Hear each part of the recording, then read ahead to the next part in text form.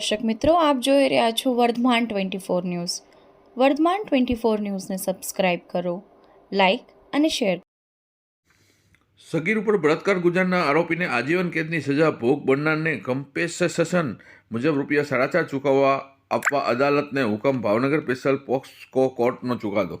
ભાવનગર 4 વર્ષ પૂર્વ ભાવનગર જિલ્લાના સિહોર પંથકમાં સગીરા ઉપર બળાત્કાર ગુજારનાર આરોપી સામે ભાવનગરના મહેરબાન ફોર્થા એડિશનલ જજ સાહેબ સ્પેશિયલ પોક્સો કોર્ટ આરોપી સામે ગુનો સાબિત માની આજીવન કેદની સજા અને ભોગ બનનાર કમ્પેન્સેશન પેટે ₹4.5 લાખ ચૂકવી આપવા અદાલતનો હુકમ. આ બનાવની જે તે સમયે સિહોર પોલીસ મથકમાં ભોગ બનનાર આરોપી પ્રકાશરૂપ કાનો ભીખાભાઈ ગોઠડિયા સામે ફરિયાદ નોંધાવતા સિહોર પોલીસે આરોપી સામે ઇન્ડિયન પિનલ કોડ 376(F)376 તથા પોસ્કો કલમ 6 મુજબનો ગુનો નોંધ્યો હતો.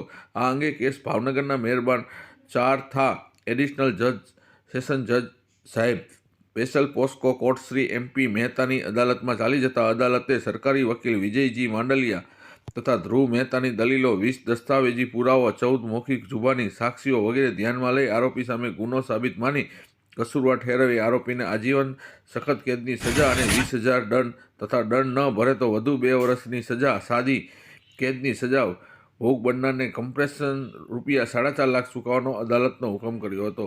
આ આરોપી ભોગ બનનારની માતાને ખૂન કેસમાં રાજકોટ જેલમાં આજીવન કેદની સજા ભોગવી રહ્યો છે.